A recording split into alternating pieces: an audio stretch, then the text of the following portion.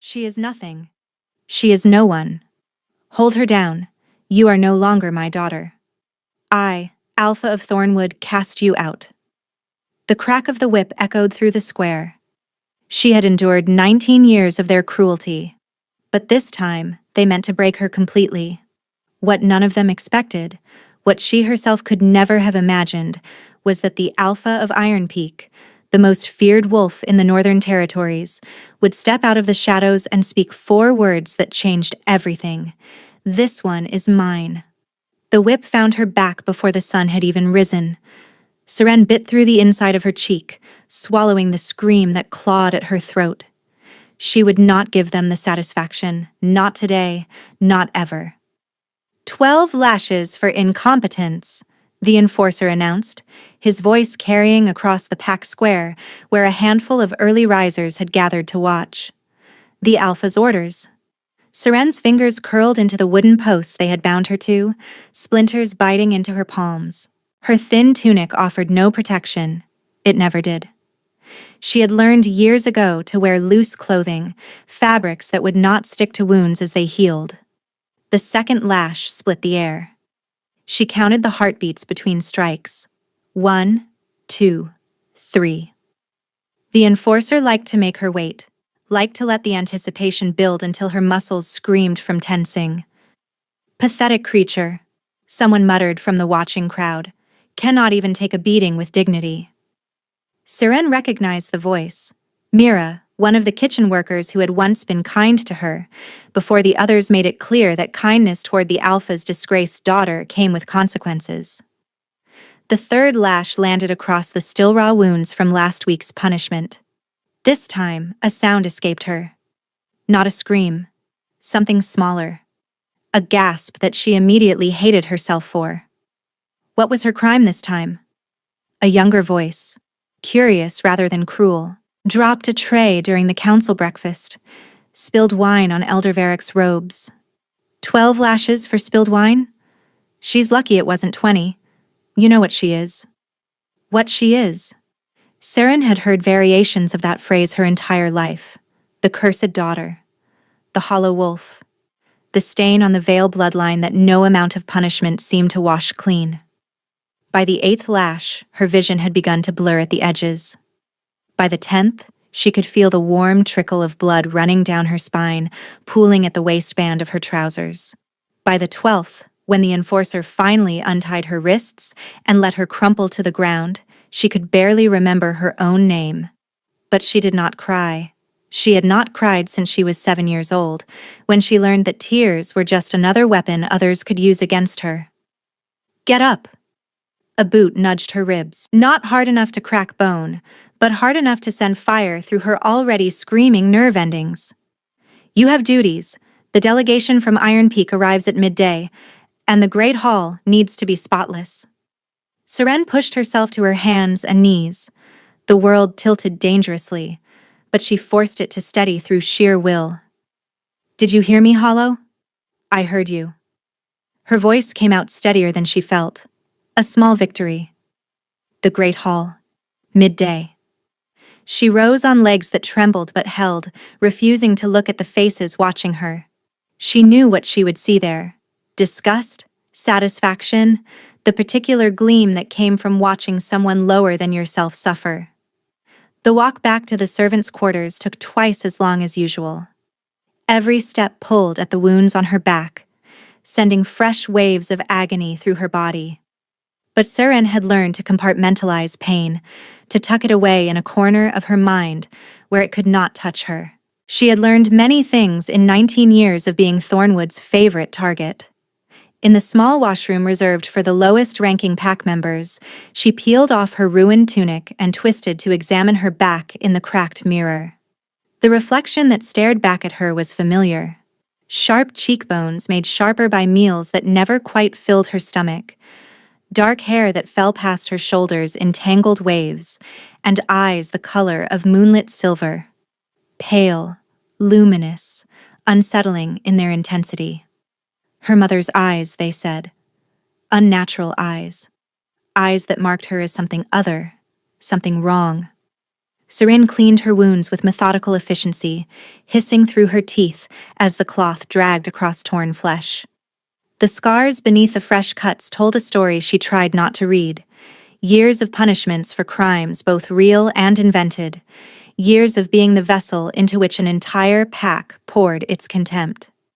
Midday, she reminded herself, the Iron Peak delegation. She had heard stories about the Mountain Pack and their alpha. Cale Ashford, they called him, the Frost King, the wolf who walks alone. He had taken leadership of Iron Peak at 23 after challenging his own father. A fight that lasted less than 3 minutes and ended with the old alpha's throat in his son's jaws. That was 8 years ago. In the time since, Iron Peak had become the most powerful pack in the Northern Territories. And today, he was coming here. Seren pulled on a fresh tunic, wincing as the fabric settled against her wounds, and braided her hair away from her face with practiced fingers. She had no idea why the thought of the Frost King's arrival made something flutter in her chest. She had no idea that by sunset, her entire world would shatter. The great hall gleamed by the time Seren finished scrubbing the last of the stone floors. Her back screamed with every movement, but she had learned to work through pain the way others learn to breathe, automatically, without conscious thought. The windows sparkled, the long tables shone with fresh oil, and the ceremonial banners of thornwood hung proud along the walls, a gray wolf against a field of thorned roses. Seren had always hated those banners. "Still here, little hollow?" The voice slithered across the empty hall like poison. "I would have thought you'd be hiding after this morning's entertainment." Seren straightened slowly, keeping her expression neutral as Isolde Thorn descended the stairs from the upper gallery. The daughter of Thornwood's wealthiest merchant family moved with the liquid grace of someone who had never known a moment of uncertainty in her life. Golden hair cascading over shoulders draped in silk. Amber eyes bright with the particular cruelty of the privileged. "The hall needed cleaning," Seren replied. "I cleaned it." "How dutiful." Isolde stopped a few feet away, close enough for Seren to smell her perfume. Jasmine and something sweeter beneath. "It's almost sad, really. All these years of trying to prove yourself, and you're still nothing more than a rag they use to wipe up messes." Seren said nothing. Engaging with Isolde was like feeding a fire. It only made the flames grow higher. "Nothing to say?" Isolde tilted her head, a smile playing at her lips. "Not even going to ask about Corin?" The name hit Seren like a physical blow. She did not let it show. "What about him?" The words came out flat, disinterested, even as her stomach dropped. "Oh, you haven't heard?" Isolde's smile widened, showing teeth. "He's been spending quite a lot of time with me lately, walking in the gardens, taking meals together. Last night we watched the moon rise from the eastern ridge." Seren's hands curled into fists at her sides, hidden in the folds of her worn skirt. Corin, the beta's son. The boy who had found her crying behind the stables when she was 8 years old and sat beside her without saying a word. The young man who had slipped her bread when her rations were cut. Who had met her eyes across crowded rooms when everyone else looked through her like she was glass. "Be patient," he had whispered to her 3 months ago, his hand warm on her cheek. "When I take my father's position, things will change. I'll make sure you're protected. I'll make sure no one ever hurts you again." She had believed him. Gods help her. She had believed every word. "He's being polite," Seren said, her voice steady despite the earthquake happening inside her. "Your families have business together." Isolde laughed, a crystalline sound that echoed off the vaulted ceiling. "Is that what you tell yourself? That he's just being polite when he brings me wildflowers? When he whispers that my wolf is the most beautiful he's ever seen?" Seren felt the words like individual knife wounds. "He pities you, Hollow. That's all it ever was. A strong wolf like Corin would never actually choose someone like you." Isolde leaned closer, dropping her voice to a conspiratorial whisper. "Someone broken. Someone whose own wolf is so disgusted by her that it refuses to wake up." The silence that followed was suffocating. Seren wanted to scream. wanted to grab Isolde by her perfect golden hair and slam her head into the freshly polished table, wanted to unleash 19 years of swallowed rage in a single, devastating moment. Instead, she said, "Excuse me, I have other duties."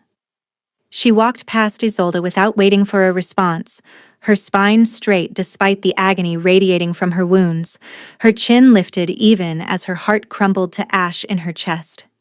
The memories came unbidden as she moved through the castle's back corridors. Corin at 12, teaching her to hold a knife properly when the training master refused to include her in lessons. Corin at 15, standing between her and a group of pack youth who had cornered her near the river, his wolf rising in his eyes as he snarled them into retreat. Corin at 18, his forehead pressed to hers in the darkness of the supply cellar, making promises that tasted like hope. "You're special, Seren. Different from the others. One day, everyone will see what I see." Crumbs, she realized now. He had been feeding her crumbs while Isolde feasted at the table. And still, some pathetic part of her wanted to believe it wasn't true. A door ahead opened, and Corin himself stepped into the corridor. He froze when he saw her. Seren froze too. For a long moment they simply stared at each other. His dark hair was damp from washing, his strong jaw shadowed with the beginnings of a beard. He was beautiful, she thought distantly. He had always been beautiful. "Seren." His voice was soft, careful. "I heard about this morning. Are you—" "Don't." The word came out sharper than she intended. Something flickered across his face.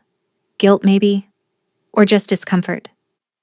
"I wanted to—" "The Iron Peak delegation arrives soon. You should prepare." She stepped around him, close enough to feel his warmth, close enough to smell the cedar soap he always used. "I have duties." His hand caught her elbow, gently, so gently it made her want to weep. "Seren, please. We need to talk. There are things I need to explain. Tonight." She pulled free, still not looking at him. "After the welcome feast. Meet me at the old mill." She walked away before he could respond. And she did not see the way his expression twisted, relief and guilt, and something darker tangled together in his handsome features. She did not see Isolde watching from the shadows at the end of the corridor, a satisfied smile curving her perfect lips. The delegation from Iron Peak arrived with the precision of a military campaign. Seren watched from the kitchen doorway as the riders crested the eastern hill. 20 wolves in human form, mounted on horses bred for mountain terrain, their dark leathers and gray cloaks marking them as clearly as any banner.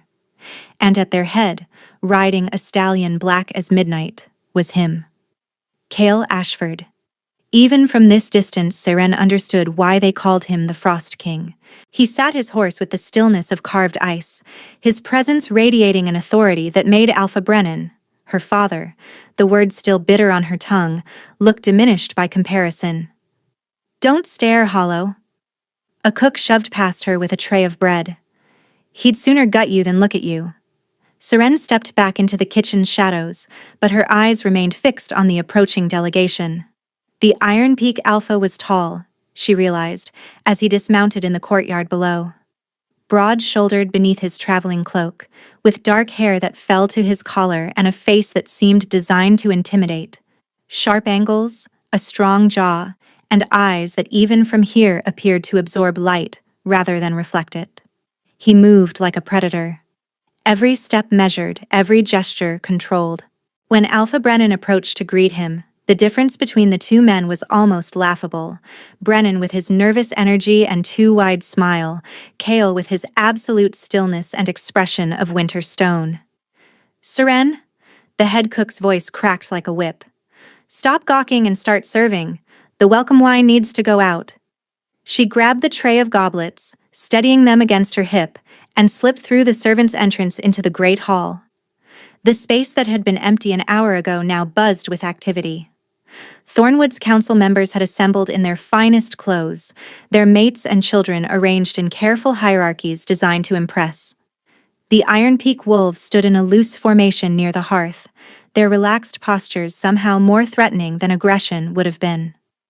Seren moved through the crowd with practiced invisibility, offering wine, collecting empty cups, keeping her head down and her movements efficient. She had learned long ago that the best way to survive these gatherings was to be furniture, present but unnoticed, useful but forgettable.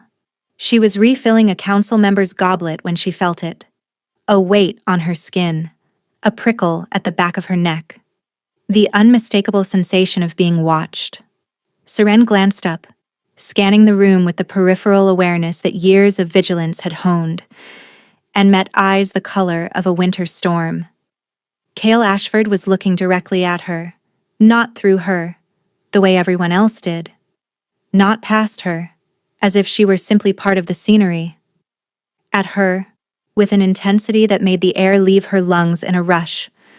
For one endless moment, the great hall disappeared. The noise faded. The crowds blurred. There was only those eyes, ancient and knowing, pinning her in place like a butterfly beneath glass. She saw his nostrils flare slightly, as if catching a scent that surprised him. His head tilted, the barest fraction, and something flickered across his stern features. Recognition, perhaps. Or curiosity. He sees me, she thought, and the realization was terrifying. Then someone jostled her elbow, breaking the spell. Wine sloshed over the rim of the goblet she held, splashing crimson across her hand. "Watch it, Hollow." The council member whose cup she had been filling glared at her with undisguised contempt. "Clumsy creature, get out of my sight." Seren mumbled an apology, her heart hammering against her ribs, and retreated toward the servants' corridor. She did not look back. If she had, she would have seen Cale Ashford still watching her, his slate-colored eyes following her every step until she vanished through the doorway. She would have seen him turn to the wolf at his right, his beta, a scarred man named Torin, and murmur, "The girl with the silver eyes." Find out everything about her. But Seren saw none of this. She only felt the ghost of that gaze burning between her shoulder blades, a phantom heat that lingered long after she had fled into the safety of the kitchen's chaos. The old mill stood at the edge of Thornwood's territory, where the forest thickened and the moonlight barely penetrated the canopy.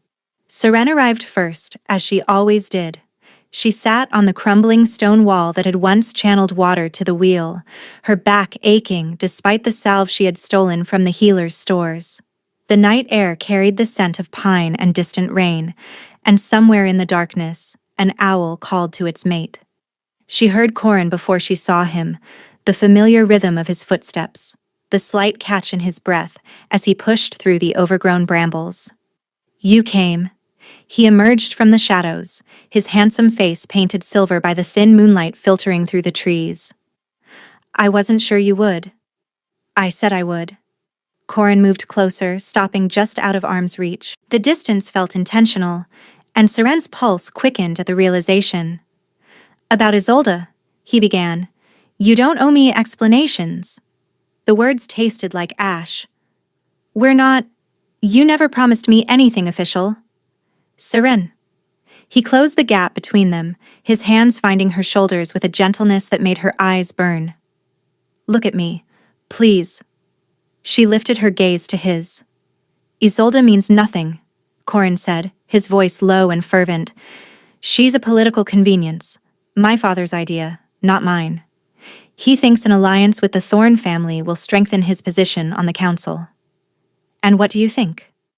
"I think—" He paused, his thumbs tracing circles on her shoulders. "I think the Ember Moon ceremony is in 3 weeks." Seren's heart stuttered. The Ember Moon, the ancient ritual where wolves declared their chosen mates before the entire pack. It was sacred, binding, and absolutely irreversible once the words were spoken beneath the blood-red moon. "Corin, I'm going to claim you." His forehead pressed against hers, his breath warm on her lips. "In front of everyone, my father, Isolde. Your father. Let them all watch. Let them all see that I choose you."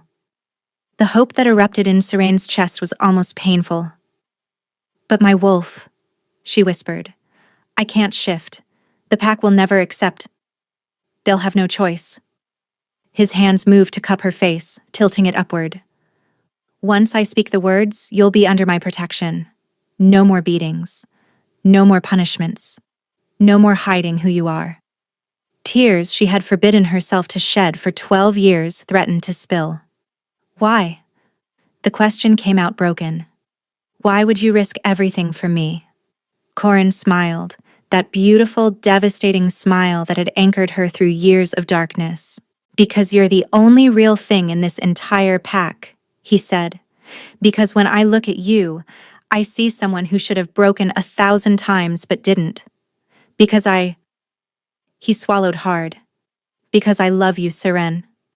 I always have. When he kissed her, Seren let herself believe. She let herself imagine a future where she woke without fear, where her back bore no fresh wounds, where she belonged to someone who saw her as more than a vessel for the pack's contempt. She let herself hope. And somewhere in the darkness beyond the mill, hidden among the ancient trees, amber eyes watched the scene unfold, and a cruel smile curved in the shadows. The days following Corin's promise should have been the happiest of Seren's life. Instead, they became a different kind of torture. Isolde's campaign shifted from subtle cruelty to calculated destruction. Every task Seren completed was mysteriously undone. Freshly washed linens appeared stained with mud. Polished silver vanished and reappeared in her quarters, prompting accusations of theft. Meals she prepared were pronounced inedible, the ingredients supposedly spoiled despite her careful selection. The punishments accumulated like storm clouds. 5 lashes for the ruined linens, 3 for the missing silver. Public humiliation in the dining hall when the Alpha spat out his breakfast and demanded to know which incompetent fool had prepared it. Curious, Isolde remarked one afternoon, cornering Seren in the laundry rooms. How everything you touch seems to turn to disaster lately. One might almost think the gods themselves are trying to tell you something. Seren kept her eyes on the sheets she was folding. One might almost think someone is helping the gods along. Careful, Hollow. Isolde's voice dropped to something dangerous. Accusations without proof are punishable offenses, and you're already running out of back to scar. That night, Seren found a note slip beneath her door. He's mine. He's always been mine. And after the Ember Moon, everyone will know it. The handwriting was elegant, feminine, unmistakable. Seren crumpled the paper in her fist, but the words had already carved themselves into her mind. She tried to find Corin, to tell him what was happening, but he had become strangely scarce. Council meetings, his father claimed. Delegation duties with the Iron Peak visitors, who had extended their stay for reasons no one seemed willing to explain. When she did catch glimpses of him, Isolde was always nearby, her hand on his arm, her laughter ringing through the halls, her golden head tilted toward his in intimate conversation. Political convenience, Seren reminded herself. He said, she means nothing. But the doubt had taken root, and it grew a little larger with each passing day. On the 5th night, she witnessed something that made her blood turn to ice. She had been delivering fresh candles to the council chamber when she heard voices from within. Low, urgent, clearly not meant to be overheard. The Iron Peak Alpha is asking questions. Beta Crane's distinctive baritone. About the girl. What kind of questions? Her father's voice, sharp with irritation. Her lineage. Her mother. Why she cannot shift. A pause. He seems interested. Interested? Alpha Brennan laughed, but it was a hollow sound. In that worthless creature? Let him ask. There's nothing to find. With respect, Alpha, I'm not certain that's true.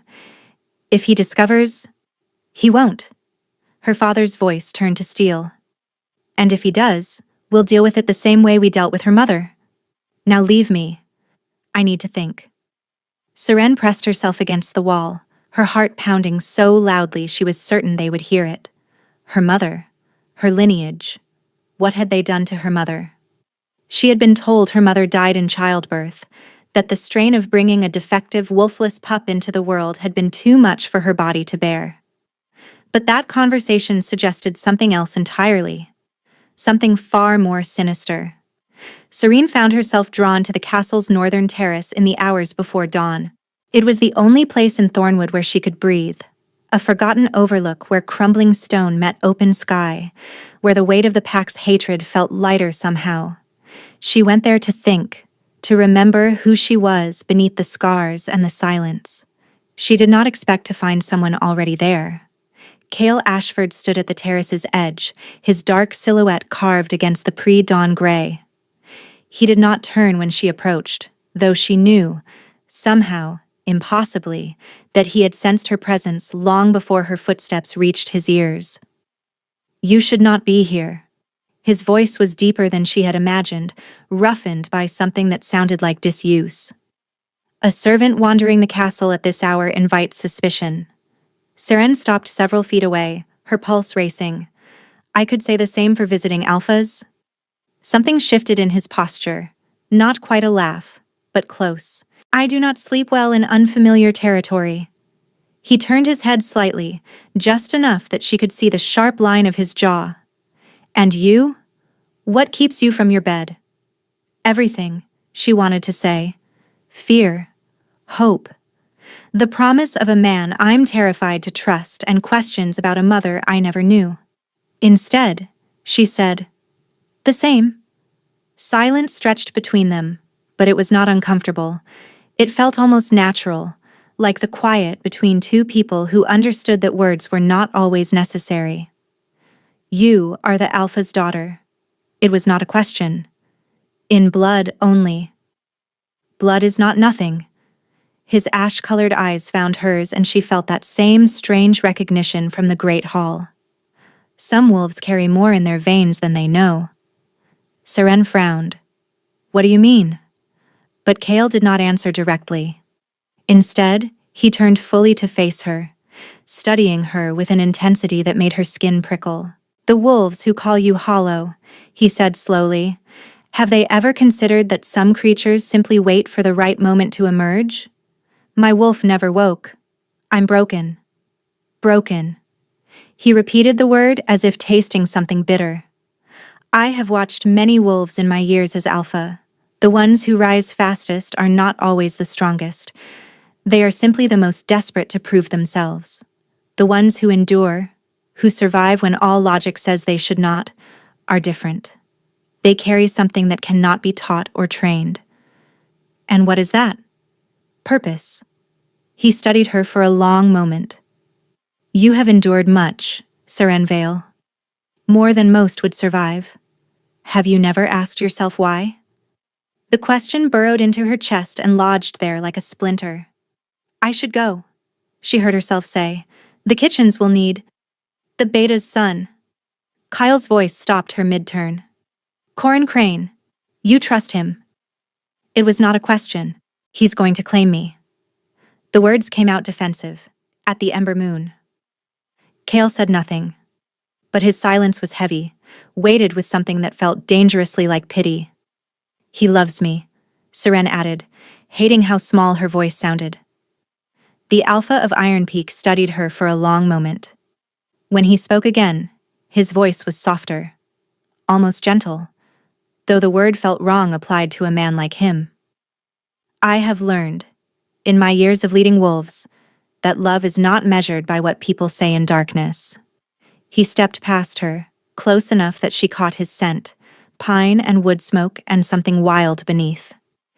"It is measured by what they do in the light, when everyone is watching." He disappeared into the castle before she could respond. Seren stood alone on the terrace, the first rays of dawn breaking over the mountains, his words echoing in her mind like a warning she was too afraid to heed. What they do in the light, when everyone is watching. The ember moon was 2 weeks away. She would learn the truth of Corin's love soon enough. The night of the ember moon arrived wrapped in crimson light. Seren had dressed carefully in the only decent garment she owned, a simple dress of deep blue that Corin had secretly gifted her months ago. She had braided her dark hair and pinned it with a wooden clasp carved in the shape of a crescent moon. "Tonight," she told herself as she walked toward the gathering field. "Tonight, everything changes. The entire pack had assembled beneath the blood-red moon. Torches blazed in iron stands, casting dancing shadows across the sacred circle where generations of wolves had claimed their mates. The air thrummed with anticipation, with the primal energy of a ritual older than memory. Seren found a place at the edge of the crowd, her heart hammering against her ribs. She searched for Corin among the assembled wolves but could not find him.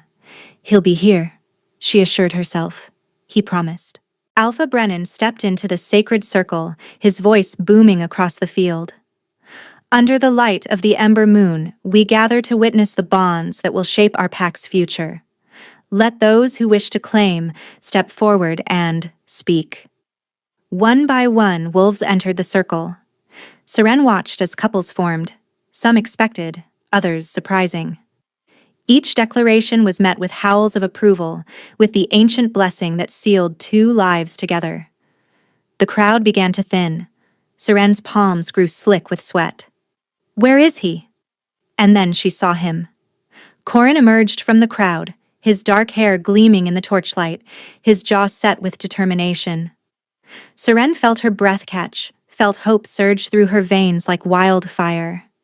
He walked toward the sacred circle. He did not look at her. "Corin Crane," Alpha Brennan announced. "Do you come to make a claim?" "I do." Seren stepped forward, her legs trembling, her heart so full it threatened to burst. This was it. This was the moment she had dreamed of for years, the moment when everything she had endured would finally mean something.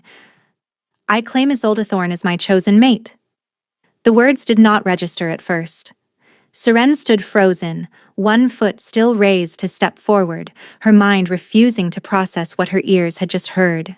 "Isolde," he said, "Isolde." The golden-haired woman glided into the circle, her smile radiant, her hand reaching for Corin's, as if this had always been the plan, as if Seren had never existed. "No." The word escaped before she could stop it, a broken whisper that somehow carried across the sudden silence. Corin's eyes finally found hers. There was no love there, no regret, only the cold calculation of a man who had made his choice. She actually thought he would choose her. Someone in the crowd laughed. The Hollow believed she could be claimed. More laughter, spreading like poison. "Did you see her face? She really believed. Pathetic creature. Should have known her place." Seren's vision blurred. Her lungs refused to fill. She was drowning in open air, surrounded by the wolves who had tormented her entire life, watching the last fragment of her hope crumble to dust. "Enough." Alpha Brennan's voice silenced the crowd. He stepped toward her, and there was something in his eyes, something cold and final, that made her blood turn to ice. "Since you have chosen to make a spectacle of yourself, daughter, perhaps this is the appropriate time to address another matter." Seren tried to speak. No sound came out. "I have tolerated your existence in this pack for 19 years, her father continued, his voice carrying to every corner of the field. 19 years of shame, 19 years of watching the stain your mother left behind walk among decent wolves. Father, do not call me that." His hand struck her face with enough force to send her staggering. "You are not my daughter. You never were." Seren tasted blood. "Your mother was a traitor and a whore who spread her legs for a wolf from a rival pack. You are the product of that betrayal. A mongrel, a corruption, an abomination that should have been drowned at birth." The crowd had gone deathly silent. "I, Brennan Vale, Alpha of Thornwood, hereby cast you out." His voice rang with ritual authority. "You are no longer pack. You are no longer protected. You are nothing." He turned to the enforcers standing at the edge of the circle. 20 lashes. Let her blood seal the severance. Strong hands seized her arms. She was dragged to the whipping post at the center of the sacred circle. The same circle where moments ago she had expected to be claimed, to be loved, to finally belong. The first lash split her back open. Seren screamed. She had promised herself she would never scream. 19 years of silence, 19 years of swallowed pain, and she had broken in front of everyone. The second lash fell. The third. By the 10th, she had stopped screaming. By the 15th, she had stopped feeling. Her body hung limp against the post, held upright only by the ropes binding her wrists, her blood pooling black in the crimson moonlight. This is how I die, she thought distantly. Alone. Broken. Nothing. The 16th lash never came. Stop. The word was not loud. It did not need to be. It carried the weight of mountains, the cold of northern winds, the absolute authority of a wolf who had never been challenged and won. The enforcer's arm froze mid-swing, serene, drifting somewhere between consciousness and oblivion, heard footsteps approaching. Slow, deliberate, each one echoing through the silence like a death knell. Alpha Ashford. Her father's voice had lost its commanding edge. This is an internal pack matter. Thornwood's discipline is not Iron Peak's concern. You are correct. Kale's voice came from somewhere close, closer than she expected. Thornwood's discipline is not my concern. A pause that stretched like eternity. But she is. Seren forced her eyes open. Kale stood between her and the enforcer, his broad back blocking the torchlight. He had not drawn a weapon. He did not need to. His presence alone was enough to make the enforcer retreat 3 steps. I don't understand, Alpha Brennan said, and for the first time, Seren heard fear beneath his bluster. She's nothing. A cast-off. A hollow. She is none of those things. Kale turned, and his winter sky eyes swept across the assembled pack with barely concealed contempt. She is the daughter of Ilara Vance. The name rippled through the crowd like a shockwave. Seren's fading mind struggled to grasp the meaning, but she saw her father's face drain of color, saw the elders exchange looks of horror, saw Corin's carefully composed expression crack with something that looked like dawning terror. That's impossible, Brennan whispered. Ilara died. Ilara was murdered. Kale's voice could have frozen the summer sun. Murdered by this pack to hide the shame of an alpha who could not hold his mate's loyalty. Murdered because she carried a child that was not his, a child whose father was my uncle, Rendell Ashford of Iron Peak. The silence that followed was absolute. Seren felt the world tilt. Iron Peak. My father was from Iron Peak. She carries Ashford blood, Kale continued, turning to face Alpha Brennan directly.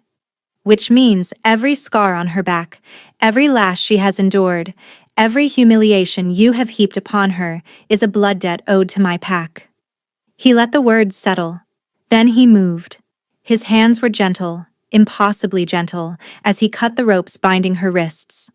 When she collapsed, he caught her, lifting her against his chest as if she weighed nothing. What are you doing? Brennan's voice had risen to something close to panic. You cannot simply take. I am not taking. Kyle looked down at Seren, and something in his gaze made her heart stutter despite the agony consuming her body. I am claiming. He turned to face the crowd, the sacred circle, the blood-red moon hanging overhead. Under the light of the ember moon, I, Kale Ashford, Alpha of Iron Peak, claim Seren Vale as my own. Her enemies are now my enemies. Her blood is now my blood. Her protection is now my sacred duty. The ritual words rang through the night, ancient and binding, witnessed by moon and pack and the ancestors watching from beyond.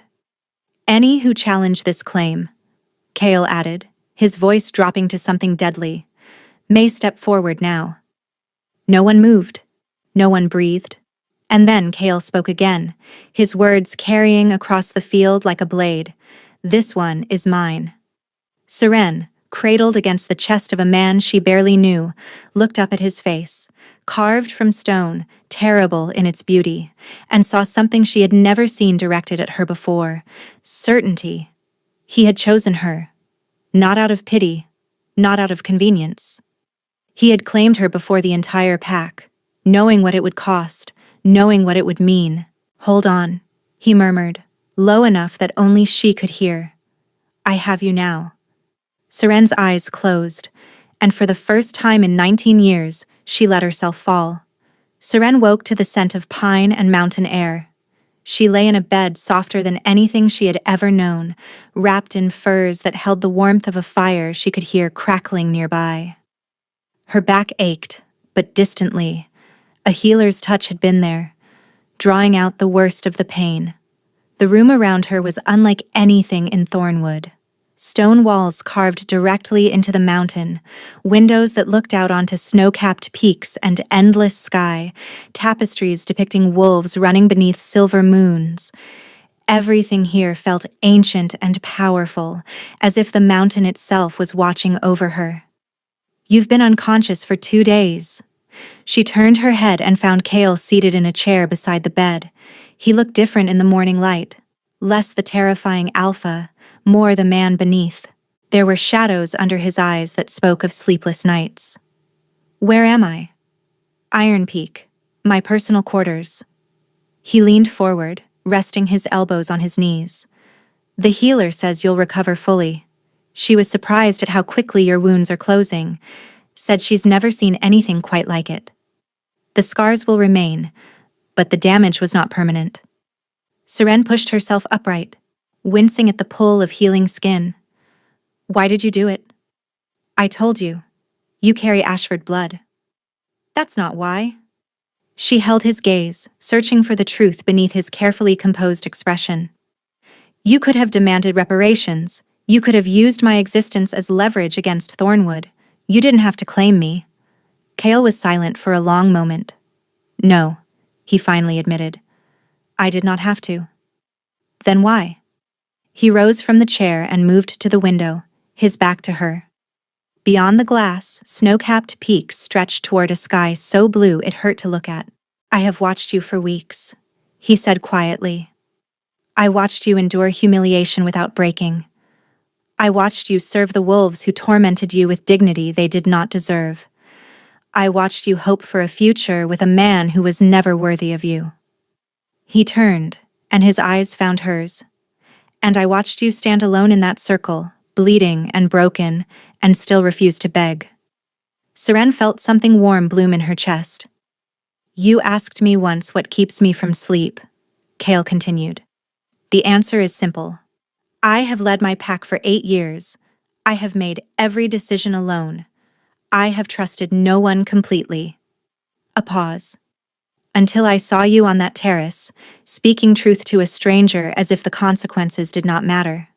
Until I realized that the wolf I had been waiting for was never going to come from political alliances or strategic matings." He crossed back to the bed and knelt beside it, bringing his face level with hers. "I claimed you because I wanted to," he said simply, "because something in my soul recognized something in yours. Because when I saw you bleeding in that circle, my wolf nearly tore through my skin to reach you." Seren's breath caught. "You do not have to accept this," Kale added, his voice gentling. "The claim protects you regardless. You can live here in safety, build a life of your own, never owe me anything. I will not force what cannot be given freely." She stared at him, this man who had appeared from the shadows and remade her entire world in a single night. "And if I want to accept it?" Something flickered in his gaze. Hope, carefully contained. "Then we take it slowly," he said. "We learn each other. We build something real." Seren reached out and touched his face, the sharp angle of his cheekbone, the roughness of stubble along his jaw. He closed his eyes at the contact, a shudder running through him that spoke of years of his own loneliness. "Slowly," she agreed. But when he leaned forward and pressed his forehead to hers, the word felt like a beginning rather than a boundary. 3 weeks into her new life at Iron Peak, Seren received an unexpected visitor. She was walking through the castle gardens, still marveling at the freedom to simply exist without fear, when she saw him standing at the entrance gate. Corin. He looked diminished somehow. The golden confidence that had once drawn her like a moth to flame seemed tarnished, his handsome face hollow with something that might have been guilt or might have been wounded pride. "Seren."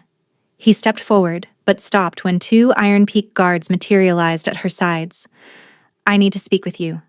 Please." She should have refused. Should have turned away and let the guards escort him from the premises. Instead, she nodded. They walked to a stone bench overlooking the mountain valley, the guards maintaining a respectful distance. Corin sat beside her, leaving careful space between them. "I made a mistake." His voice cracked on the word. "The biggest mistake of my life."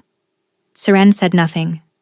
"Isolde, my father, they convinced me that claiming you would destroy my standing in the pack.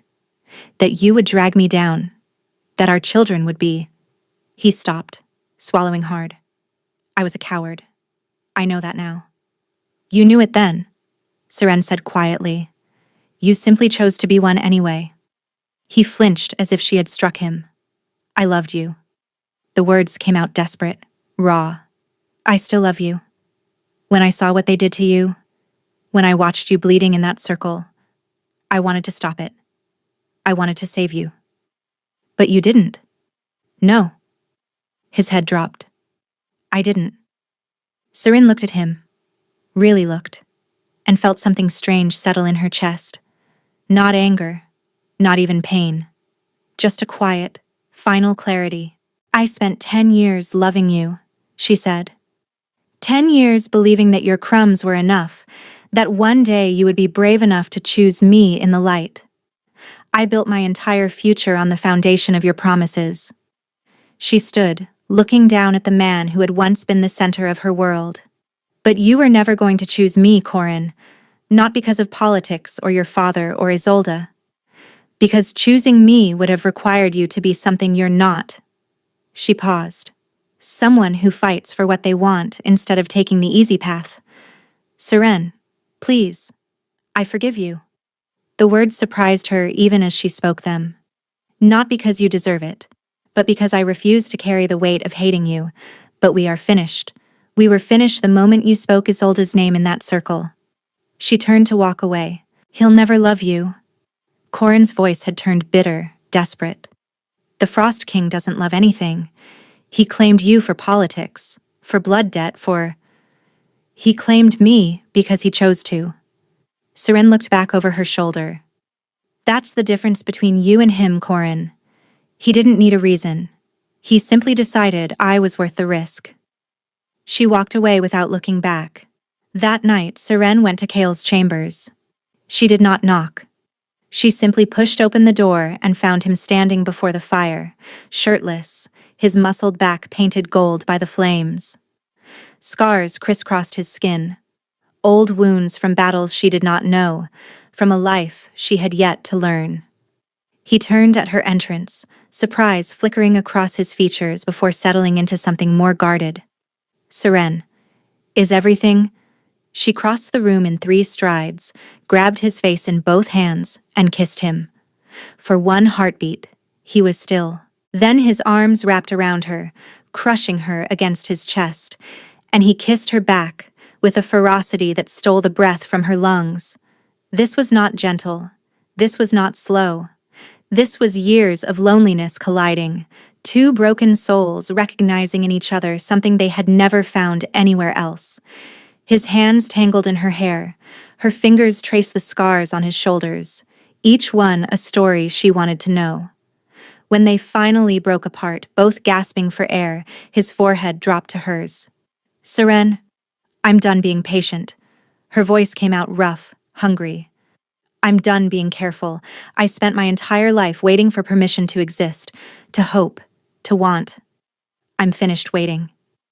His eyes searched hers, and she could see the war happening behind them. Desire battling with honor, need fighting against the promise he had made to let her choose. "Are you certain?" The question came out strained, as if it cost him everything to ask. "Because if we continue, I don't know if I'll be able to stop. My wolf. He's been fighting me since the moment I saw you. If you give me this, I won't be able to let you go." "Kale." She spoke his name like a vow, like a prayer, like the first word of a new language she was just learning to speak. "I have never been more certain of anything in my life." Something broke open in his expression, the careful control he maintained like armor finally cracking to reveal the man beneath. A man who had been just as lonely, just as starved for connection, just as desperate to find someone who saw him clearly. "Then I'm done waiting too," he growled. When he lifted her, when he carried her to his bed, when his body covered hers like a shield against everything that had ever hurt her, Seren felt something shift inside her chest. Not just desire, though there was plenty of that. Something deeper, something awakening. Seren woke at midnight with fire in her veins. She gasped, jackknifing upright in Kyle's bed, her skin burning, her bones aching, her entire body vibrating with something she had never felt before. "Seren?" Kyle was awake instantly, his hand on her back. "What's wrong?" I can't." The words dissolved into a moan of pain as something inside her expanded, pressed against her skin, demanded release. Kyle's eyes widened. "Your wolf," he breathed. "She's waking." Seren screamed. The transformation was not gentle. It was violent, primal. 19 years of dormancy erupting in a single devastating moment. She felt her bones reshape, her muscles tear and reform, her skin split and bloom into fur. And through it all, she felt Kale's hands on her, steady, grounding, refusing to let her drown in the agony of becoming. When it finally ended, Seren stood on 4 legs in the middle of the chamber, panting, trembling, more alive than she had ever been. She looked down at herself and felt her breath catch. Her fur was not the common gray of Thornwood wolves or the dark brown of Iron Peak. It was silver, pure, luminous silver that seemed to glow with its own inner light. And when she caught her reflection in the window glass, her eyes blazed not gold or amber, but the pale, piercing blue of winter stars. Impossible. Kyle's voice was barely a whisper. He had shifted too, his massive black wolf circling her with something like reverence in his gaze. The silver line. It was supposed to be extinct. Seren did not understand the words, but she understood the way his wolf lowered his head to hers, the way his presence wrapped around her like a promise. "Mate." Something whispered in her mind. "Ours." She shifted back without thinking, the transformation fluid and natural, as if she had done it 1,000 times. Kale shifted with her, catching her in his arms as her human legs gave way. "What am I?" she asked, her voice shaking. "You are the last daughter of the silver bloodline." Kale's voice was thick with emotion. The wolves who once ruled all the packs, before the wars, before the divisions. They were said to be touched by the moon herself, destined to unite what was broken, to heal what was wounded. He cupped her face in his hands, his eyes burning with something that made her soul ache. "You are not hollow, Seren. You never were. Your wolf was simply waiting." Waiting for what? His thumb traced her cheekbone, wiping away tears she had not realized she was shedding.